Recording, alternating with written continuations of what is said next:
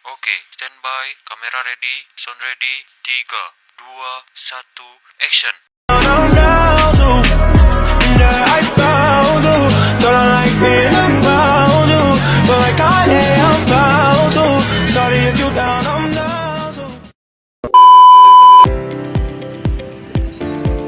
Assalamualaikum warahmatullahi wabarakatuh. Hai semuanya, perkenalkan saya Najwa Zanjah dengan NIM 25111011072.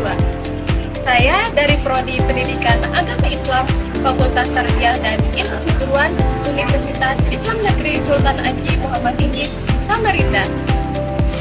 Baik, hari ini saya akan membahas topik tentang anak cerdas istimewa dan berbakat istimewa. Teman-teman tahu nggak sih apa itu anak cerdas istimewa dan berbakat istimewa? Anak cerdas istimewa dan berbakat istimewa adalah anak yang memiliki kemampuan dan potensi luar biasa di atas rata-rata anak seusianya, baik dalam hal aspek intelektual umum, kreativitas maupun bidang khusus tertentu seperti seni, olahraga, kepemimpinan atau keterampilan teknis. Anak dengan karakteristik tersebut menunjukkan kecepatan berpikir, kemampuan analisis yang tinggi, serta orientalitas dalam berkreasi dan memecahkan masalah. Oleh karena itu, mereka memerlukan layanan pendidikan yang berbeda, menantang dan berorientasi pada pengembangan potensi maksimalnya. Dan kita masuk ke karakteristik anak cerdas istimewa dan berbakat istimewa. Anak cerdas istimewa menunjukkan kecerdasannya di usia sejak dini, yakni pada usia 3-5 tahun.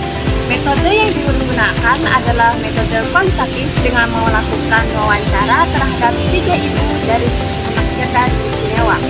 Hasil analisis menunjukkan bahwa anak cerdas istimewa mempunyai kemampuan membaca lebih awal, kritis, dan mempunyai motivasi belajar yang tinggi. Dan anak berbakat mampu menghasilkan informasi baru dari pengetahuan yang telah dia miliki, meskipun guru tidak pernah secara eksplisit mengajarkannya kepada mereka, asalkan mereka dapat pelajaran rutin sesuai tugasnya.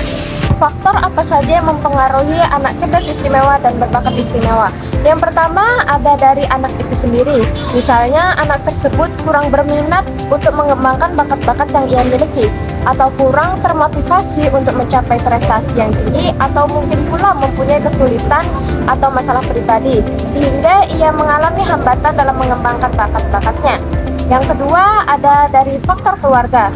Keluarga adalah faktor sosial terkecil dalam kehidupan manusia.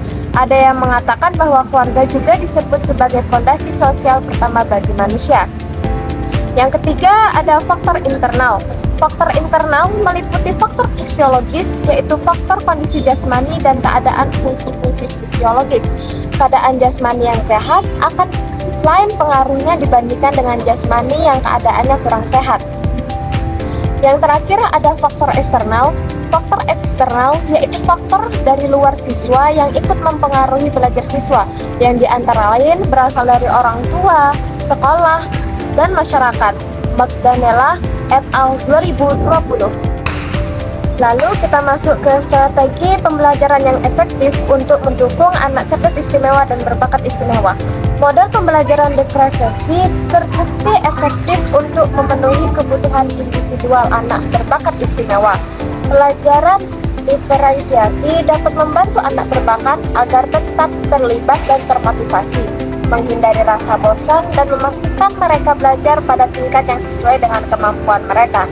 Pendekatan yang adaptif dan responsif dibutuhkan agar anak-anak berbakat dapat berkembang secara akademik, sosial, emosional, dan lingkungan yang inklusif.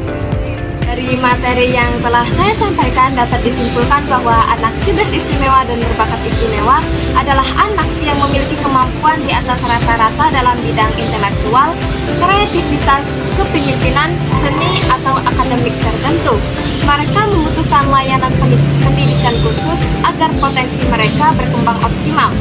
Faktor yang mempengaruhi perkembangan meliputi dukungan keluarga, kondisi pribadi anak, serta lingkungan sekolah dan masyarakat. Strategi pembelajaran yang efektif adalah pelajaran diferensiasi yang menyesuaikan materi dengan kemampuan dan minat anak, disertai dengan kolaborasi antara sekolah, dan orang tua untuk menciptakan lingkungan belajar yang inklusif dan mendukung. Demikian beberapa hal yang bisa saya sampaikan. Mohon maaf apabila ada tutur kata saya yang kurang berkenan. Jangan pernah takut untuk bermimpi besar karena mimpi adalah awal dari kesuksesan. Sekian dari saya, mentari senja telah tenggelam, hujan turun mulai terjatuh. Saya tutup video ini dengan salam. Wassalamualaikum warahmatullahi wabarakatuh.